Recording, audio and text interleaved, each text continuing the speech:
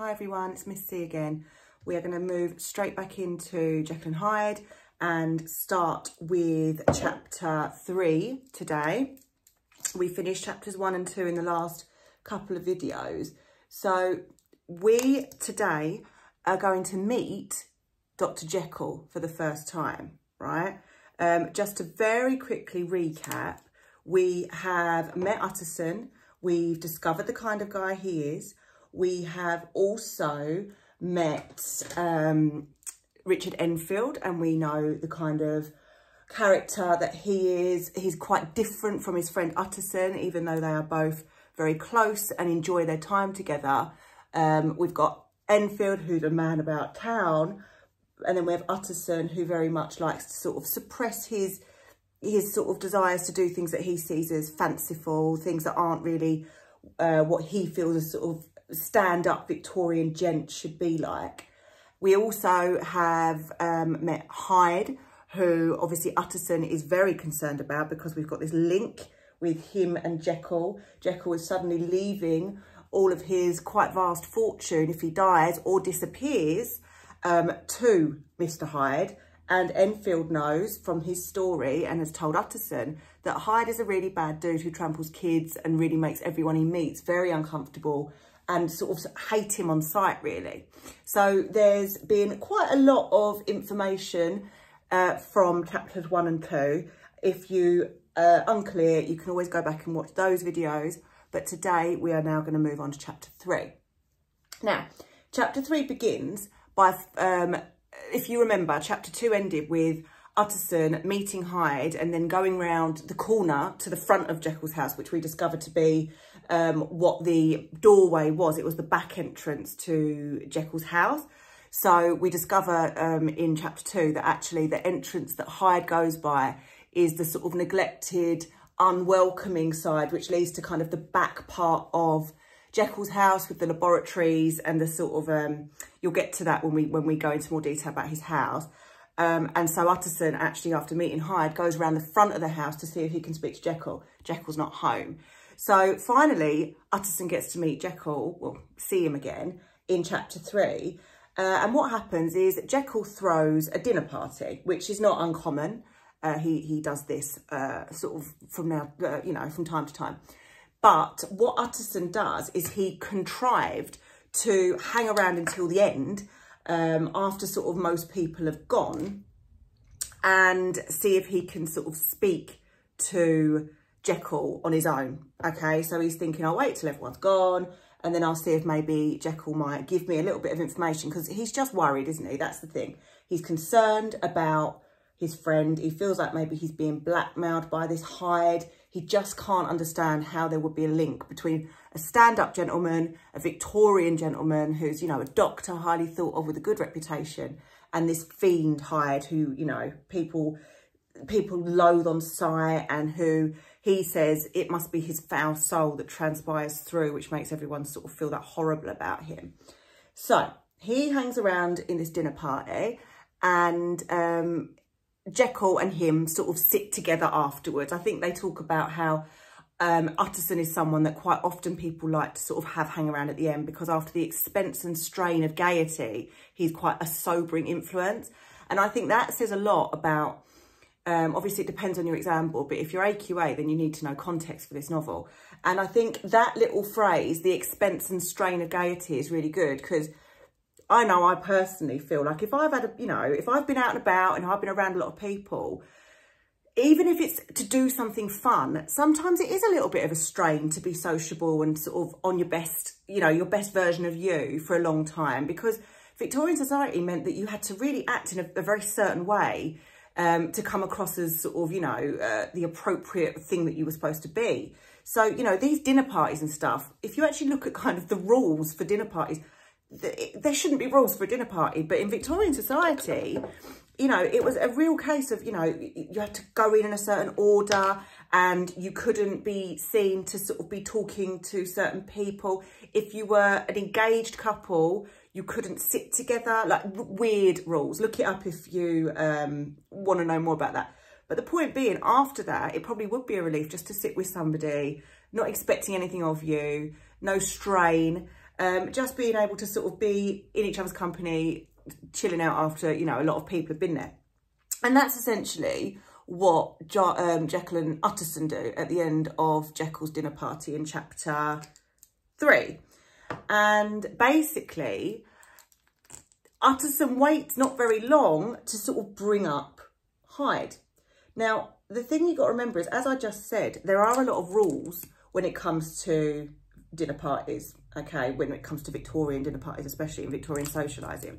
And so it's quite quickly commented by Stevenson that even though, you know, Utterson chooses to do something that potentially wouldn't really be the all right thing to do. Again, he's going against the way Utterson seems to be presented in the very opening of the chapter, because remember, he is supposed to be this guy that sort of follows the rules and likes things logical and normal.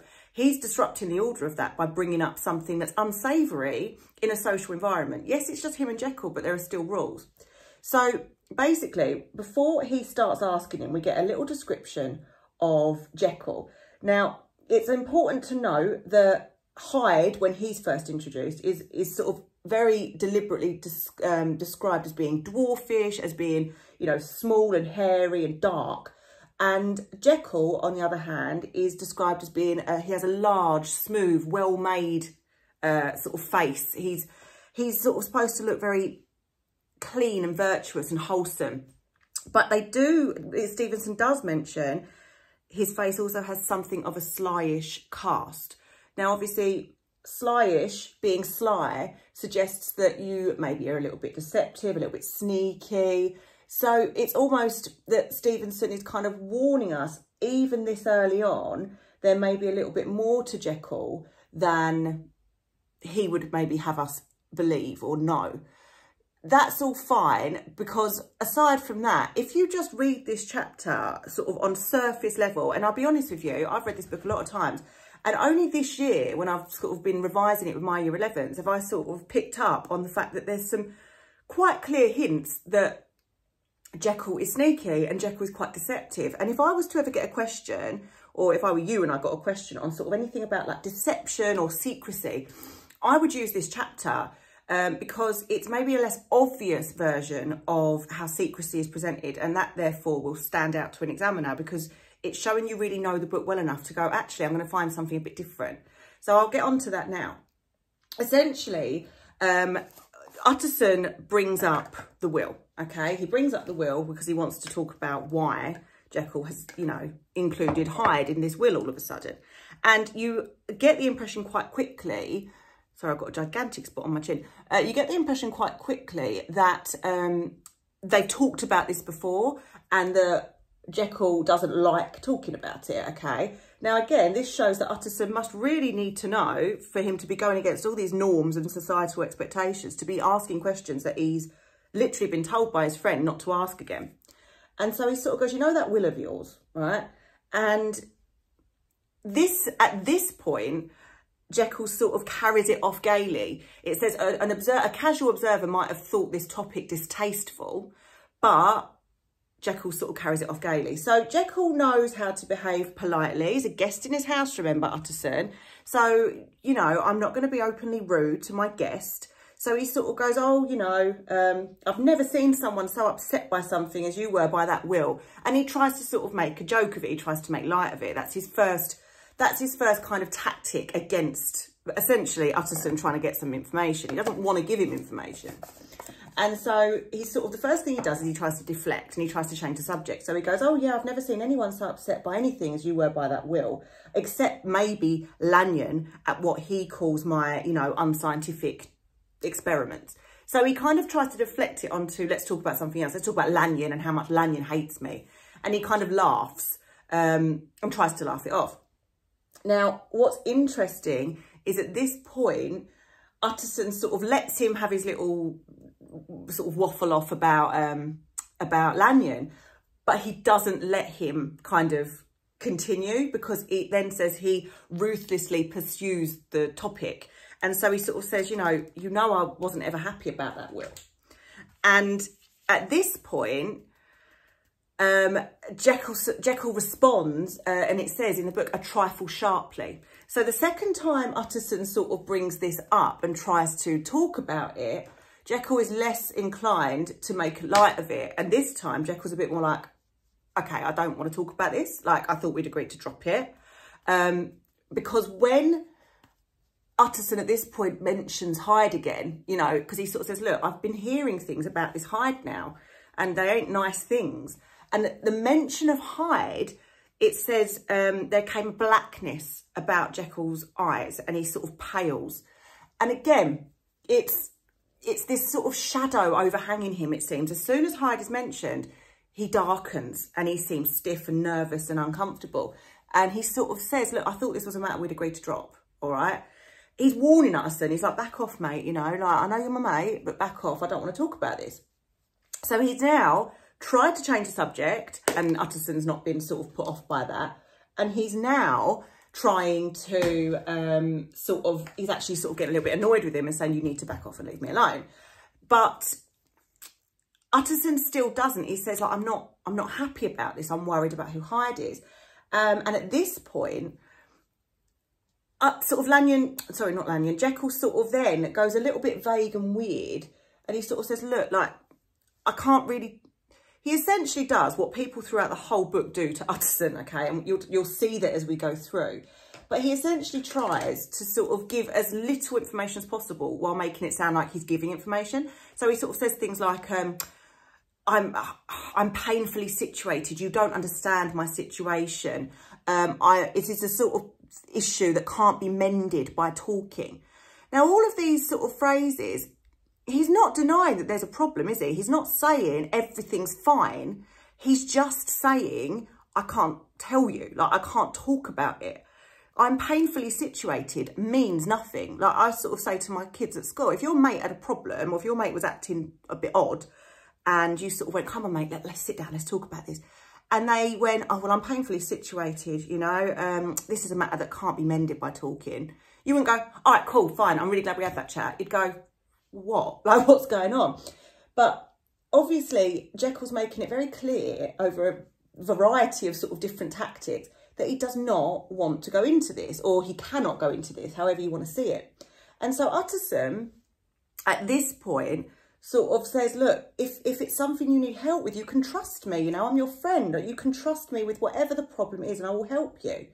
And at this point, Jekyll goes on to his final kind of tactic of avoiding the situation and trying to change it, because what he then turns to is sort of flattery. So he's like, oh, Utterson, you're such a good friend. You're the best friend I've ever had. I trust you more than I trust myself. Like, you're brilliant. You're brilliant.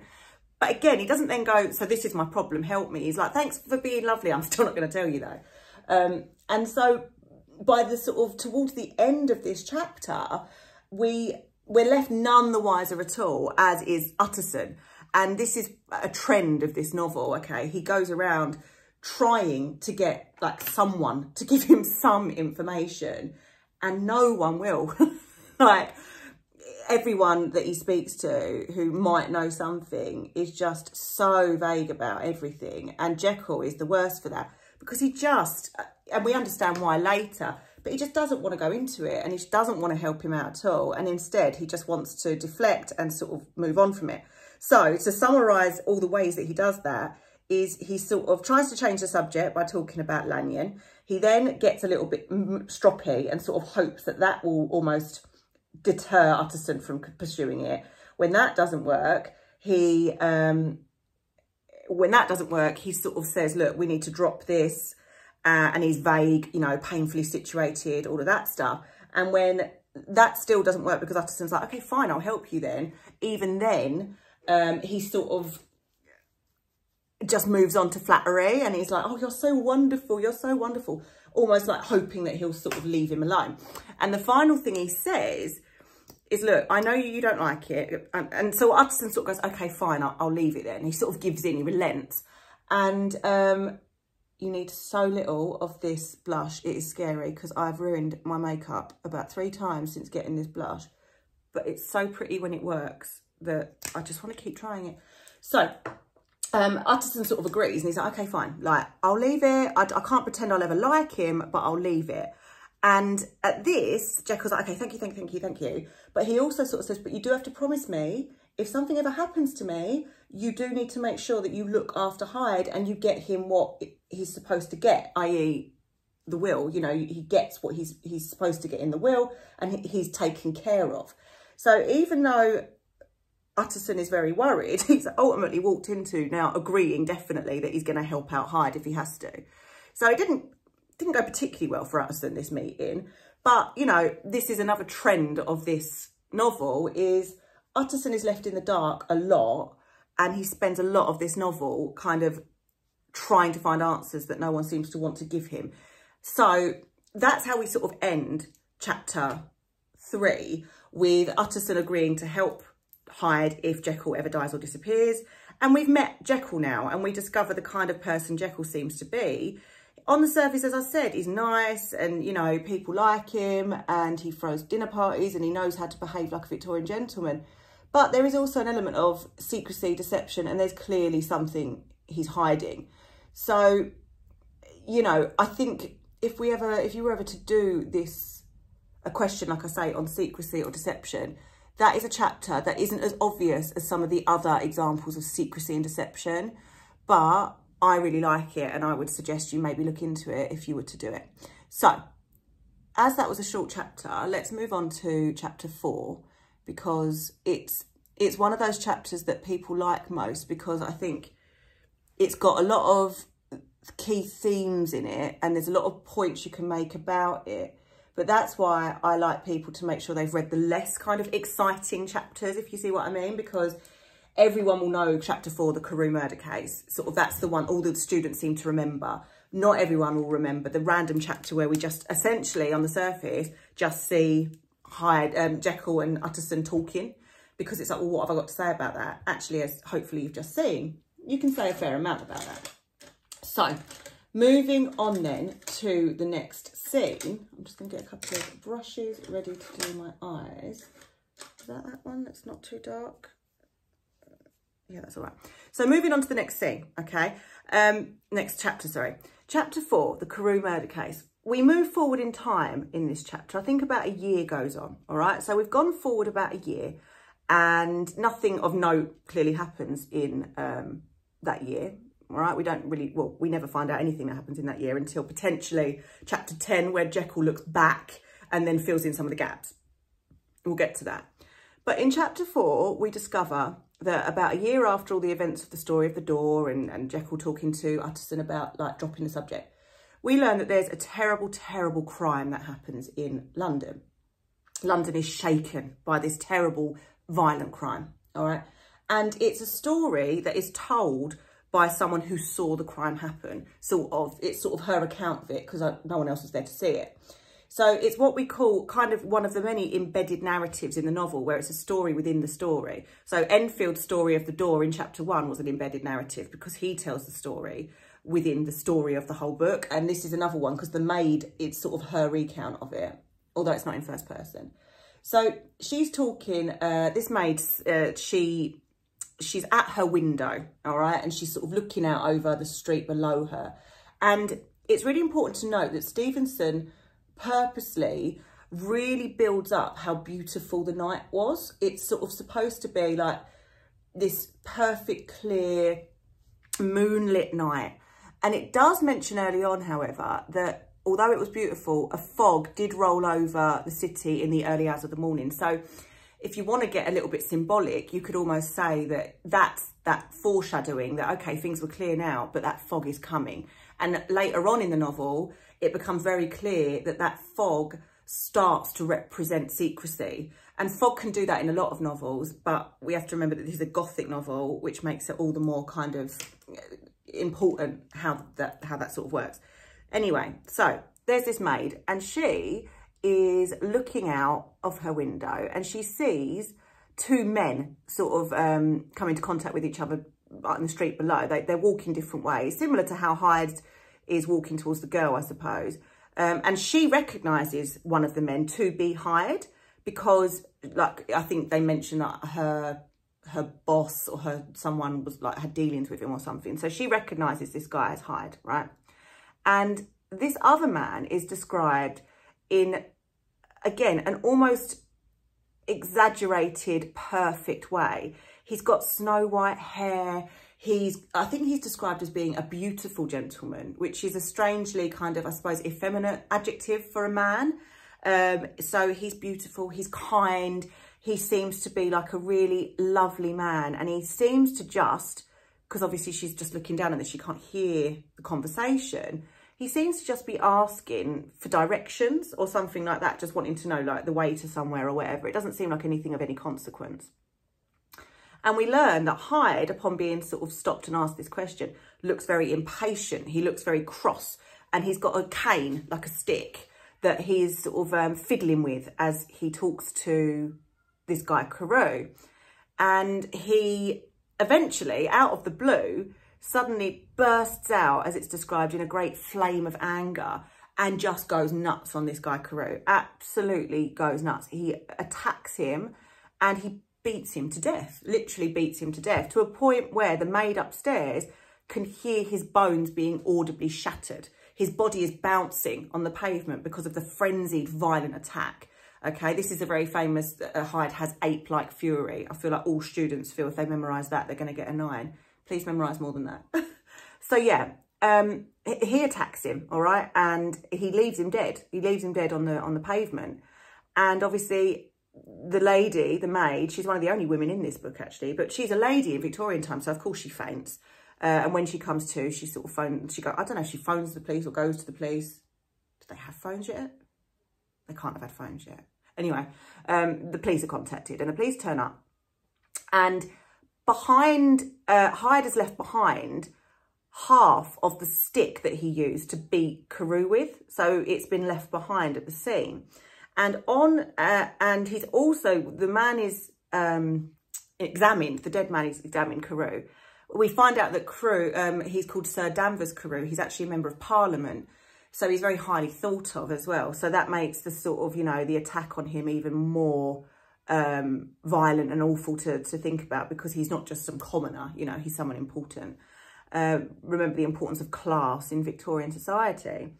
And so he is left, he is sort of examined, and they find on his body, very conveniently, a letter addressed to Utterson, because it turns out that Utterson is like, he's I don't know whether he is Carew's lawyer or if he just works with him in some way. But anyway, they're linked. And so Utterson gets sort of called to the scene as well. He notices that the stick that was left behind was actually Jekyll's stick, and it was a present that Utterson himself had given him. So obviously that's a little bit of a worry. Well, it's a big bit of a worry really, isn't it? So there's this stick that's been left behind, and Utterson knows it to be Jekyll's. So again, we've got this link with Jekyll and Hyde, which we now are aware of. On top of that, what we also see is that obviously Utterson, if you remember, was told by Hyde his address. So Utterson's like, okay, we need to go to Hyde's house. We need to go and find him. And so they all go across town over to Soho, which is where Hyde's residence is. Now, to this day, Soho is seen as the kind of slightly seedy area of London. You know, it's where the sex shops are. It's the kind of red light district of London. And at that point in time, it was even more so, you know. It was a very poor area of London. It was where a lot of, you know, prostitution happened. It was where a lot of sort of illegal dealings happened. And it was also where, because it was cheap and because it was poor, it's where a lot of the sort of foreigners would be. So there was a mixture of people there. You know, again, Victorian society wasn't really about that. It was about things being sort of well kept and pure and whatever. So it was not an area that we'd associate with, for example, someone like Jekyll or Utterson.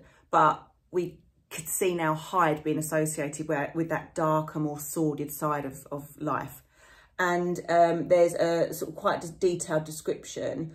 There was an exam question on that extract of Utterson as he goes through London to get to Hyde's address. And what we see a lot of is a lot of description of the fog and how as they drive through, the fog is sort of lifting at some points and then really shifting at other points and then coming back down really darkly at other points. And I always think you could sort of get a little bit clever with the symbolism here and talk about the way that the fog almost represents the truth being concealed from Utterson, because it's almost like at times there's almost a glimpse of, okay, this is what's going on. But then very quickly that fog comes back down again and sort of takes away his clarity, in the same way that fog is sometimes there and sometimes it sort of fades.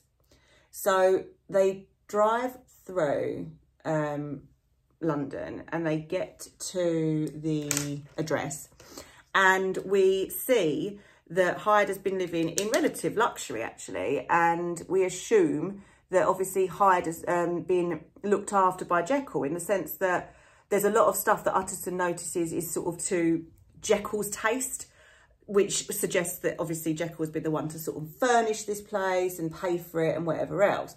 So they look around and they see that it's been recently ransacked, all right? It's been recently ransacked and things look like essentially Hyde has cleared out recently, all right? It looks like he's very recently had a panic and gone, I've got to get out of it, which ties in with the fact that he's just murdered someone. You got to remember as well, at this point in time, if you were done for murdering someone, that's not just life in prison. You're going to be put to death yourself. You know, you're going to be hung, probably. So it's not something that even a horrible man like Hyde, who's maybe a little bit more fearless than other people, he's also very selfish, isn't he, Hyde? So he's not going to want to be caught and put to death. So he's cleared out and he's taken his stuff with him. Where's my eyeliner? There it is. And because of this, obviously they're a little bit like, well, what do we do now then? We don't know how to find him. But what we do discover from the landlady, the lady that sort of seems to be there looking after the house, sort of, you know, like, well, I don't know, she's like the landlady anyway. And she says, oh yeah, he was here earlier today, but he cleared out. And they're a bit like, right, okay. The other thing they find in this house, in these rooms, is the other half of that stick, all right? And so that kind of cements the fact that, yeah, okay, it probably was, well, it was Hyde that did it. Also, we have the eyewitness account. So Utterson, obviously, at this point, is led to be even more concerned, even more worried about Jekyll and why he is putting up with, you know, Hyde being a part of his life. Hyde is clearly a dangerous, terrifying man who has now committed murder. So what do we do? And we sort of finish this chapter even more in the dark and confused than we were before, because, you know, okay, he was a fiend who trampled a little girl. All right, he's not a nice person, but that's not murder. But now he is unprovoked, for no reason that we can see at all, murdered an innocent man. And obviously no one understands why. So that brings pretty much an end to chapter 3. And obviously Utterson now needs to go and speak to Jekyll again, because this isn't just something he can kind of go, oh yeah, well, I don't want to talk about it. This is important and this is a legal thing. And remember, he is his lawyer. So he actually can't let this go. He can't just go, well, okay, I won't make you talk about it then. He has to follow this up. Now, because we've got to the end of that chapter, and I'm still a little bit away, what I'm going to do is just do a little bit of context. And this really is only for AQA, because you don't need context in your exam if you were Edexcel. But it's still nice to kind of have a little bit of knowledge on it, as long as you don't confuse it in your exam. So something that I thought was really interesting, context-wise, is around the time, sort of in Victorian times, around the time this book was being written, there was a guy who I'm assuming you probably know about, called Charles Darwin, okay? And Charles Darwin was, well, he's the man that I'm sure you know, essentially put forward the theory of evolution. The idea that we evolved, human race evolved from originally sort of weird little sea creature things. Over time, evolution meant that we sort of came from apes. That's the biggest thing, isn't it? We came from monkeys. So he had been in the Galapagos Islands, in real life this is. So Stevenson's writing his story, but in real life, in Victorian society, Darwin had been in the Galapagos Islands doing all these experiments. I don't really know what experiments, but he was doing them. And he had come up with this theory of evolution, okay? And he'd written this book called Origin of the Species.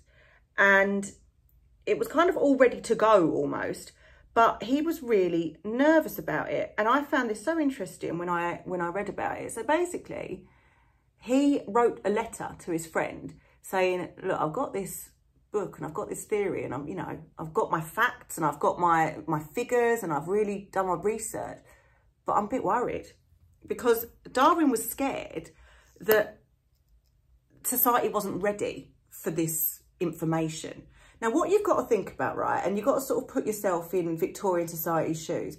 Say if there was something, the things that we just know as fact now. So like, aside from some conspiracy people, the world is round. Yeah, the world is a sphere. It's not flat. And if you knew that, we know that, right? We know it's fact. We've seen the evidence. We've seen pictures from space. We've seen this, blah, blah, blah. That is a fact that we know. If one day someone came along and actually was able to say to you, no, actually what you've been told your entire life is wrong. That's not how it is. We got it wrong. Sorry. This is actually the fact. The world is flat, right? And they could prove it and they could show it to you. It would blow your mind, because to be told something that goes against everything you've ever been told, it really does screw you over a little bit. You know, it's a little bit of a mind whatever, yeah? So what I want to sort of really get you thinking about is how that would make a Victorian, just a human like me or you, feel if their whole life they'd believed. And remember, Victorian society on the whole is a pretty God-fearing society. You believe that you were created by God in his image, right? God created you and you are exactly how God wanted you to be. And that's the key here, right? You're exactly how God wanted you to be because you've been created in his image. And you've been told this your whole life, right? Even the less educated people that couldn't read the Bible would have had things read to them. They would have been told things. And church and God and sort of being and your religion was a bigger part of your life than it is for maybe nowadays where, yeah, there are still a lot of God-fearing people, but there are also a lot of people that don't have that belief anymore. And that's not seen as, you know, bad or whatever. That's just some people have this belief, some people are this religion, some people are that religion. We were looking at more of a society where, you know, obviously there were always going to be exceptions and we can't speak too generally, but we're mainly looking at a society where there was a sort of more of a general consensus of one thing. Now, Darwin was understandably scared then, wasn't he? Because he suddenly is going to say to the public, right, so you know, you've always believed that you're perfect in God's image and, you know, God created you exactly how he wanted you to be. Well, actually, that's not quite true because you've actually, you're just a step on the evolutionary ladder. You're still evolving. Essentially, we're just a fluke. Yeah, I know, you know, I don't want to upset anyone because obviously we're all special. But biologically speaking, you know, along those lines, we are just a step on the ladder. And we've evolved. We were weird, creepy sea creature things that, you know, were like a few cells. And then we were monkey, you know, obviously I'm massively simplifying a very important theory. But essentially the point is, suddenly people are being told you aren't special, you are a step on the ladder. And people, not everyone like this, okay? A lot of people, again, understandably, really, I don't think we should be like, oh, Victorian society was so stupid and naive. If you didn't know it, you didn't know it. And suddenly you're being told something else. It's going to have a shocking effect. People are going to be shocked by this, all right? And people were. And it doesn't mean that everybody in the country hated it or anything, but it just means Stevenson was writing at a time when these things about evolution and this idea about kind of, you know, what came before us, people were aware of. People were starting to become very aware of and people weren't liking it. So that links back with the fact that obviously Hyde is described very often ape-like fury. At one point he jumps like a monkey, he's dwarfish. He's almost supposed to represent, one way of looking at it is he's supposed to represent the idea of being unevolved. And therefore that scares people because he reminds people, in theory we can say, of the fact that they are just a step on a ladder and they're not actually these perfect God-created characters. So the fact that Hyde looks the way he does and seems unevolved and monkey-like and ape-like, he's described as being troglodytic, almost like, you know, sort of early man, unevolved.